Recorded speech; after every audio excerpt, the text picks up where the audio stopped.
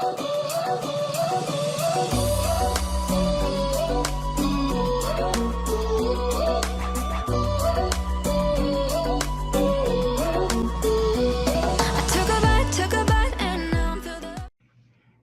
hello, hello. Welcome to the Krystal Henry Show. Welcome to my kitchen where we uncover secret recipes to success.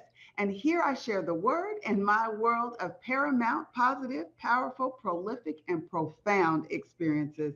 I'm an author, a speaker, a teacher, and an evangelist who has been made to lead millions. I coach you from your what if to your what is. I've had setbacks that were meant to cause me to crumble, but instead, I became a campaigner for comebacks. Comeback from church hurt, work hurt, and betrayal. It's your time to proclaim your purpose and declare your destiny. Join me and my amazing guest on today for the Krystal Henry Show. My guest we are going to get into some deep conversation and deal with her pale experiences. She is a CEO of Step Into Purpose. She is a self-improvement expert. She's been a nurse for 25 years, and we are going to experience some of the ways she has had success. So with that being said, welcome to my amazing guest, Kim Wilson. Thank you. Welcome, everyone. Hello. I'm Kim Wilson from Columbia, South Carolina, and I am the CEO of Step Into Purpose. I am a nurse of 25 years, a self-made entrepreneur, international speaker, and a self-improvement expert. And I am so glad to be here today. So I want to tell you a little bit about the pale experience. I grew up in a household with my grandmother. Both my parents were absent. My mom was, I think, about 14 at the time, and my dad probably like in his 20s. But anyways, we grew up without the proper plumbing. We had to use the bathroom on a pail, an actual pail. Some people call it a bucket, but with using that pail, emotional trauma occurred with inside me. And with the emotional trauma came the physical trauma too, which made me feel like I was ugly, not attractive at all. Like, who would look at me if I didn't want to look at myself? And the emotional part was just not feeling worthy at all. Well, thank you for that introduction. I appreciate that. When you experienced this at an early age, how old were you? I was 10 years old at the time. And what allowed me to realize that I was having these things, it started off like a stomach ache. And at first, I thought it was a stomach bug. So I went to my grandmother and told her, like, Grandma, I'm sick. And, she kind of asked what was wrong, and I explained. Took me to the doctors, and they didn't find a thing wrong. But see, I knew something was wrong because my stomach area reminded me of it every single day.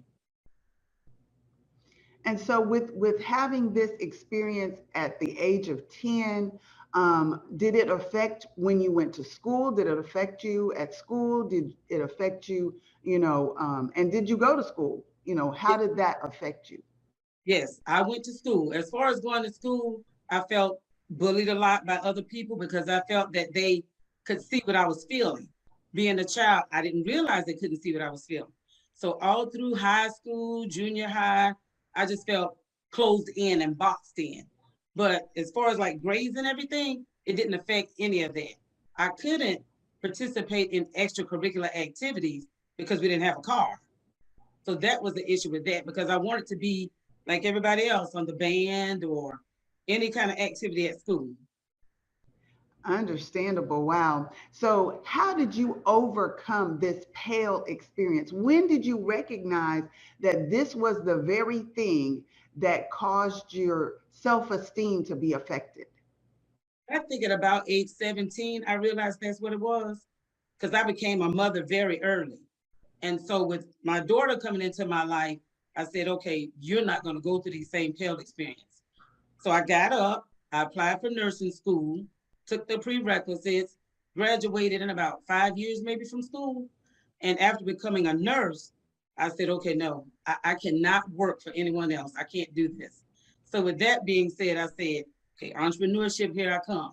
The places that I work, the hospitals, the doctor's offices and stuff, trust me, they tried to hold me like this because they said I was very valuable. But I said, no, thank you. I'm more valuable to me. And I have a daughter now, and I have to show her what life can be outside of the pale. Wow. You know, when you said that you decided people want to do become an entrepreneur and they don't know how to go about it, but you said you decided, no, I cannot work for anyone else. And that's very, very powerful. Do you have other entrepreneurs in your family that you used as an example, or this was just you stepping out on faith? No, I do not have anybody else in my family that's an entrepreneur. This was just me stepping out on faith and surrounding myself with people who were like minded. So I do have a lot of nurse colleagues and stuff that are also entrepreneurs. Awesome, awesome. So, how was that transition from working for somebody to working for yourself? What were some of the challenges that you had? To me, to be honest, it was fairly easy because after growing up on that pail, I didn't think anything could be worse than that. So Okay. yeah, so everything was just smooth sailing for me. But I did run into little issues like everybody else, like hard time with getting the work, but still being consistent and persistent, knowing that everything is reachable. So I just never doubted myself at all. Excellent, excellent. Because you know, some people have a procrastination spirit. They have a block where they block themselves from moving forward. So it looks like and sounds like you jumped over every obstacle to become an entrepreneur and to step out. So tell us what you do. How did you get from this pale experience to hailing in success to six figures? Tell us how you excelled Okay. and what So you do. so like most times people will say, I went from this to this, from the pale to the nurse or whatever. But no, with me, I had a process. And that first step to that process was acknowledging that I was not where I wanted to be. And once I Okay. did that, yeah, once I did that, I was like, okay, so you already know where you don't want to be, but where is it you want to be? And once I decided I want to be my own person, my entrepreneur, teach my daughter the same skills that I had, because nobody wants to, per se, work for somebody else for the rest of their lives. I don't want Right. to be under somebody else's umbrella. And I have this little joke that I tell people sometimes, and it's like, if I'm going to be under an umbrella, it's only going to be when it's raining. Other than that, Okay. no. Okay, that's excellent. So you're not going to stand under nobody else's umbrella. I love that. That is excellent. So when you started your business and you moved from being a nurse, you had to tell everyone no. Give me like three things that you did to start your business and what is your business? What do you do? Okay, so basically, with stepping into purpose, of course, you have to go get all that stuff done with the government, get the names in place, tax ID numbers, and stuff like that. Once I got all of that stuff under one umbrella, then I just put everything else I had in place. So I'm the type of person.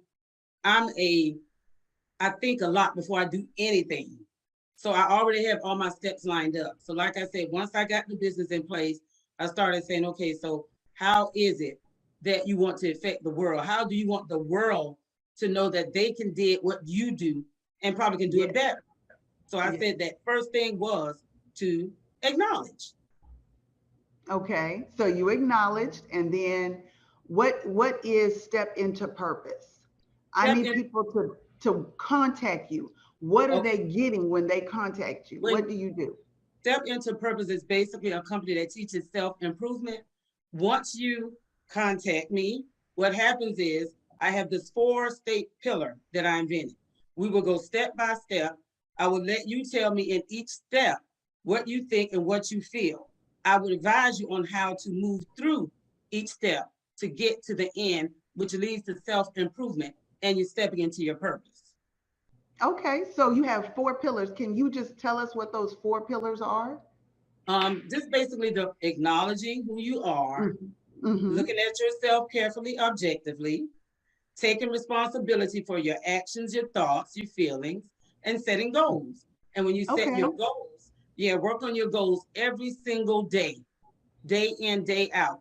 And each time you're working on those goals, you're putting yourself closer to stepping into purpose. Okay, okay. So if I came to you today and I said, God gave me this book called Made to Lead Millions, and I'm ready to get off my job, I know I don't need to be under anybody else's umbrella. So, what would you tell me to do? First thing I would tell you is to sit down with me and let's talk about your plan, because you cannot have a plan without moving into action. So that's why I Okay, always say that first step is acknowledging what it is that you, where it is you don't want to be and where it is you're trying to go. So we have to come up okay. with a system and a plan. Okay, so that plan, that's excellent because I love to plan. I'm a planner. And so and people need to know that there is a process in success, that there is a process to get you to your purpose, and to plan that way through. So I love that you said that, Thank you. that you will help people plan because, we need to know, we need to be coached in how to get there because a lot of people don't know what their purpose is and they don't know how to get to their purpose. And so you spent 25 years as a nurse, right? Yes, I have. And as a nurse, you worked for other people. So there were some things, some skills that you developed in your work, and that can still be a part of your plan for your purpose. Yes. So can you tell me that pail experience? Were you using a pail because there was no water in the house, electricity off? What was it, a poverty situation? What was that pail experience that you said, this is the worst I've ever had it, so I'm never going back there. Now this is where I want to go. And have Okay. you arrived at that place yet? Okay. So it was actually the using the pain Hmm. and seeing my grandmother, like I said, who raised me, just go to work and work so hard, but still had nothing. Nothing. Yeah, nothing. So we grew up in a house where it was a 3 bedroom home. It was several. When I say several, several of us lived in that home. And we just shared Okay. that 3 bedroom. And like you said, when I started looking around, I'm like, oh no, this can't be like, even at 10, I realized these Hmm. things and I was like, oh no, I was like, when I get older, my grandmother's not gonna go through this anymore. I'm gonna make sure if I have kids, we're gonna have running water because that house had no running water at all. We had to go like to the neighbors, or it was a church in the community. We had to go to that church and get water. So we would catch the water in like the milk jugs. So Hmm. whenever, yeah, Hmm. whenever we got finished with those, we would go and catch a ride when we could and fetch Okay. the water. Okay. Yeah, come back. We had kerosene heaters because there was no heat, no air. So summertime, we would let up the windows, put a fan in the window. My grandmother would take those same water jugs and she would fill them up with water, freeze them for us. And then, we would get our cups, and that was her way of keeping us cool. Okay, okay. See, that's what people need to know, where you came from. So can you tell us where you are right now? What you are doing, how successful you are, the difference between your pail and your current situation. Okay. So the pail, never, never, ever again. I can promise you that much. I don't like it there. So today, I'm a 25-year nurse and I love it. I love people. So when I first became a nurse, I actually felt a lot of sympathy for my patients, and it was kind of like interfering. And so I went and said a prayer to God and said, "Look, if this is what you truly put me here for, to care for people, then teach me, show me the difference between empathy and sympathy." And He did it. Hmm. So, like you said, as far as the company and everything is concerned, I'm just keeping moving forward. I'm an entrepreneur of a multi six-figure company.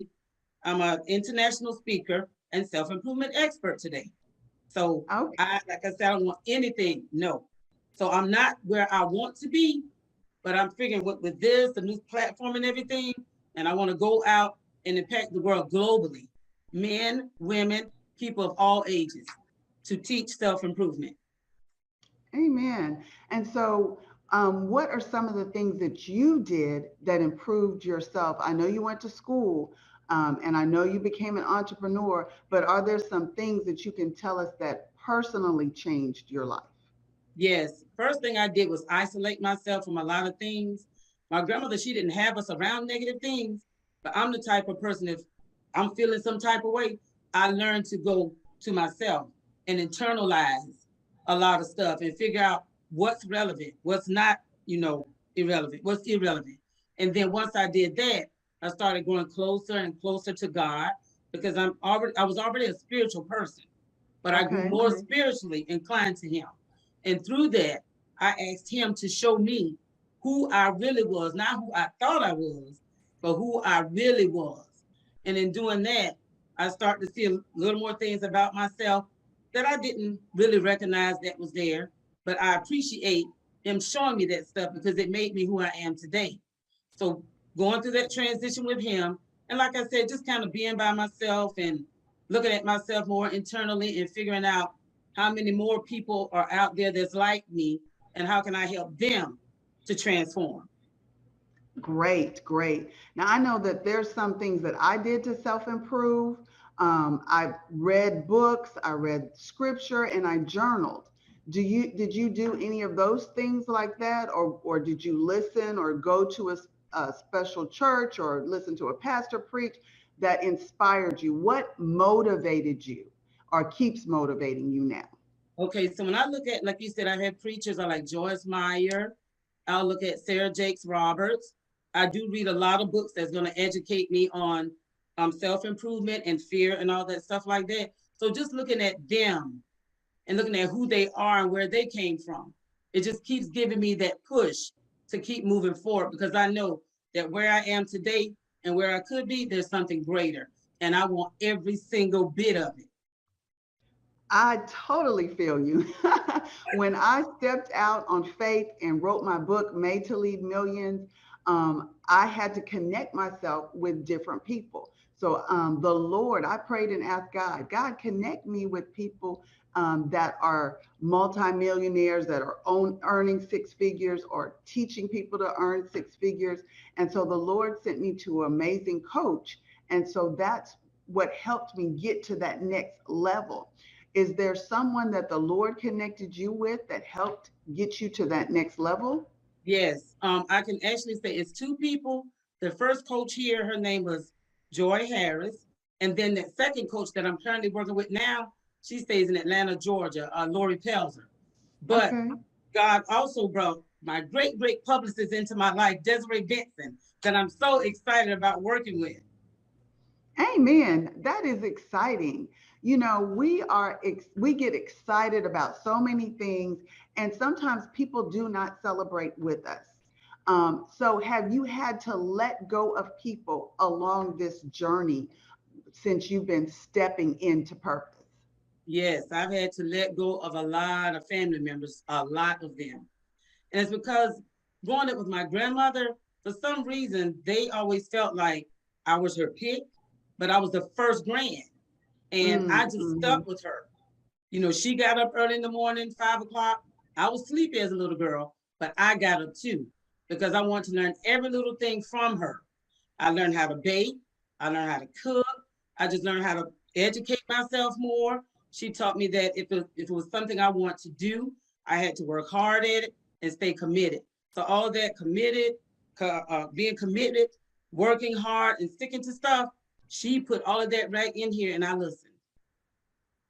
Wow, that is so amazing. You know, Kim, you have such a powerful, amazing story, and we are coming to the close of our show. Can you tell people how to get in contact with you? If you have an email address, a website, how can they get in touch with you and walk and take the steps to step into their purpose? Okay, so you can reach me through my publicist, Desiree L. Benson. I also have a Facebook page that's called Step Into Purpose. If you can't find Step Into Purpose, find Kim Wilson, and that will lead you to Step Into Purpose. And I have one advice for you guys: always, always know that you are capable. You can and you will, but you just have to do whatever it needs to do. Take the necessary steps. And I promise you, through each and every step, you will self-improve and you will step into purpose.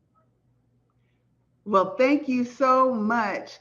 For our listening audience, please make sure that you connect with Kim Wilson, step into the number 2 purpose. So with that being said, I am Coach Krystal Henry.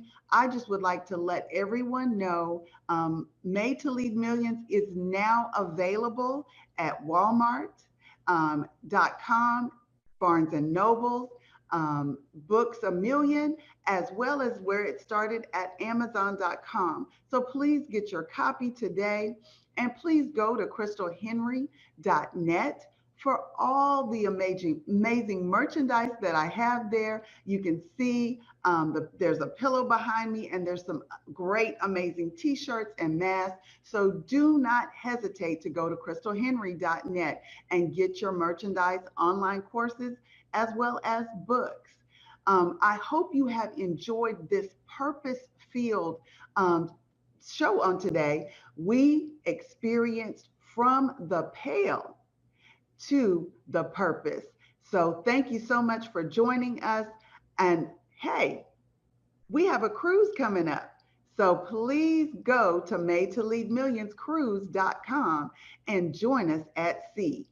It's meant for you to see, SEE, yourself differently while at sea, SEA. Blessings to you. Thank you for joining me in my kitchen. God bless you all, and I'll see you next time on the Krystal Henry Show. Thank you, Kim. Thank you so much. It was a pleasure.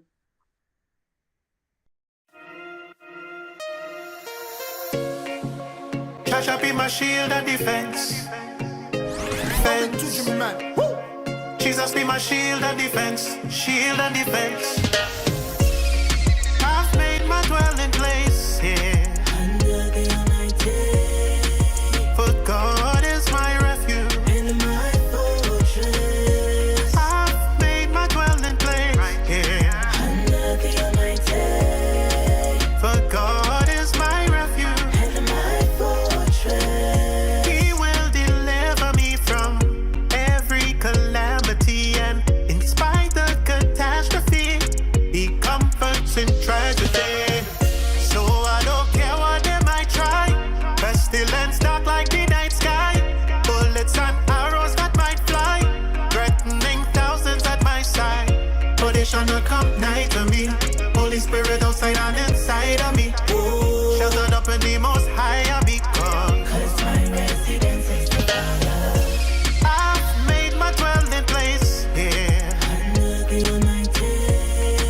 For God is my refuge and my fortress. I've made my dwelling place here under the Almighty. For God is my refuge and my fortress. So I will say like Jacob, oh awesome is this place. This is the Lord's house, and there's nothing that could come against His gates. So draw your weapons, but you won't be able to defeat His saints. Cause we hidden in the secret place, wrapped up in because we seek His face. So they shall not come nigh to me. Holy Spirit outside and inside of me. Oh, sheltered up in the most high of me. Cause my residence is the Father.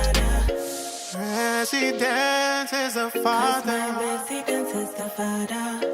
Residence is the Father. My residence is the Father.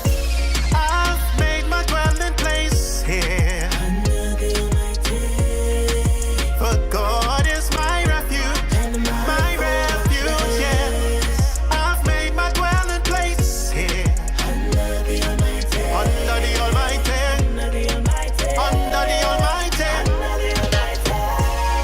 I've made my dwelling place here under the Almighty. For God is my refuge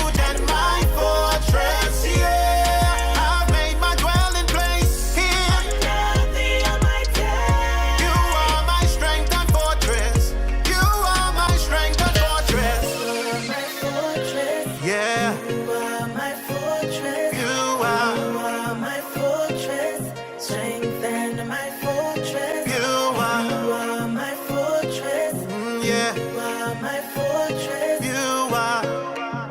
For God is my refuge And my fortress.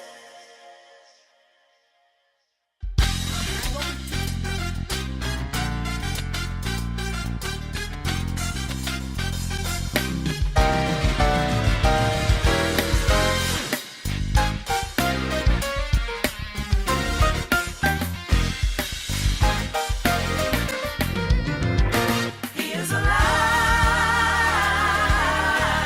He's alive. He's alive. He's no longer in the grave. He's alive. Jesus is alive. Ask me how I know. Ask me how I know. And I'll tell you so. And I'll tell you how I know. And I'll tell you. Ask me how I know. He's alive. He is alive. We serve a risen Savior. And He's alive today. No matter what the world may say, He defeated death, hell, and the grave. And I'll tell you so. Ask me how I know. And I'll tell you so. And I'll tell you. Ask me how I know. And I'll tell you so. He's moving in this hour. Moving in this hour. By His power. Ask me how I know. Ask me how I know. And I'll tell you so. And I'll tell you so. Ask me how I know. And I'll tell you so. Go ahead and ask me how I know. And I'll tell you so. He's moving in this hour. In this hour, yeah. He's moving by His power. Moving by His power. He's healing the sick. And He's raising the dead. A multitudes of people. He's moving in this hour. In this hour. He's moving. He's healing the sick and raising the dead. A multitude of people. He's moving in my hand. And He's moving in my feet. And He's moving in my spirit. And He's all over me. He's all over me. Moving in my hand. And moving in my feet now. All over me. He's all over me. I'm gonna lift my hands and bless the Lord. If I don't say a word, I'm gonna wave my hand. He's moving in my feet, yes He is. Every step I take and every move I make, He's moving in my spirit, y'all. I got the love of Jesus deep inside of me. Yeah.